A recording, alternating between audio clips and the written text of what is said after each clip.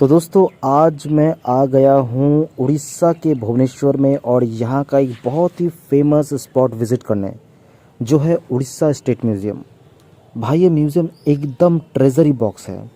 पुराना इतिहास, पुरानी मूर्तियाँ, कॉइन्स, पेंटिंग सब यहाँ पर आपको देखने को मिलेगा। ये म्यूज़ियम करीबन 1960 में खुला था और तब से ये उड़ीसा के कल्चर का एक बहुत बड़ा सेंटर है। लेकिन मैं यहाँ पर एक स्पेशल मिशन लेकर आया हूँ। मुझे देखनी थी एक ऐसी मूर्ति जिसके बारे में मैंने बहुत अजीब अजीब कहानियाँ सुनी थी। यह है माँ चामुंडा की मूर्ति। भाई ये कोई आम मूर्ति नहीं है, 8वीं शताब्दी की है, पूरा स्टोन कार्विंग और इसका लुक ऐसा है कि देखते ही दिल थोड़ा दहल जाता है। लोग कहते हैं अगर तुम इस मूर्ति की आंखों में सीधा आंख मिला दो तो कुछ दिनों तक तुम्हें नींद ही नहीं आएगी। तो चलो चलते हैं उस गैलरी की तरफ जहाँ ये मूर्ति रखी है। तो अंदर आकर मैंने बहुत सारी मूर्तियाँ देखी। माँ लक्ष्मी की मूर्ति है, माँ सरस्वती की मूर्ति है और बहुत सारी देवी देवताओं की यहाँ पर मूर्ति यहाँ पर रखी हुई है। लेकिन मैं खोज रहा था, अरे यही तो है माँ चामुंडा की मूर्ति। ज़रा गौर से देखिए इसे, कितना विकराल और कितना भयानक लग रहा है। देखो इसके रूप को, पूरा बॉडी एकदम स्केलेटन जैसा बना हुआ है। नसें, रिब्स, वेन सब स्टोन पर ऐसे उभरे हैं जैसे किसी ने असली बॉडी देखकर ये कार्विंग की हो। यहाँ देखते हैं, यहाँ पर है 8th सेंचुरी में इन्हें डिस्कवर किया गया था और वो भी शायद जाजपुर इलाके से, धर्मशाला के जाजपुर इलाके से। भाई आंखें बड़ी बड़ी और मुंह खुला हुआ जैसे तुम्हें ही घूर रही हो।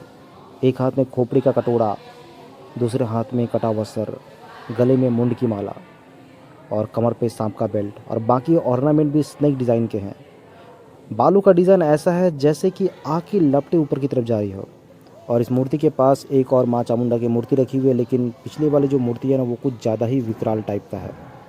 ये भी यहाँ पर 7th सेंचुरी में यहाँ पर कि मैं फिर से आ गया माँ चामुंडा की मूर्ति के साथ। कहानी ये है कि माँ चामुंडा को देवी दुर्गा का एक भयंकर रूप माना जाता है जो दुष्टों का नाश करती है। और यहाँ के लोग कहते हैं कि अगर तुम इस मूर्ति की आंखों में सीधा आंख मिला दो तो कुछ दिनों तक तुम्हारी नींद उड़ जाएगी। भाई साहब अब ये सच है ये नहीं पता, अब तो देखेंगे। मैं इनके आंखों में आंख मिलाकर देखूंगा कि क्या होता है। तो थोड़ा सा मैं सहम गया था और अजीब अजीब से वाइब्स आ रहे थे, तो मैं चला गया दूसरी मूर्तियों को देखने के लिए। यहाँ पर है कार्तिकेय भगवान की मूर्ति जो यहाँ पर अलग अलग रूपों में है। 3-4 रूप है कार्तिकेय भगवान का। यहाँ पर देख सकते हैं, यहाँ पर आपको नीचे यक्ष और यक्षिणी की यहाँ पर लिखा हुआ है, ये यक्ष और यक्षिणी की स्टोन कार्विंग की मूर्तियां हैं। बहुत ही दुर्लभ और बहुत ही सुंदर। और ये है सूर्य भगवान की मूर्ति और जो कि है रथ पर सवार होकर भ्रमण पर निकले हैं।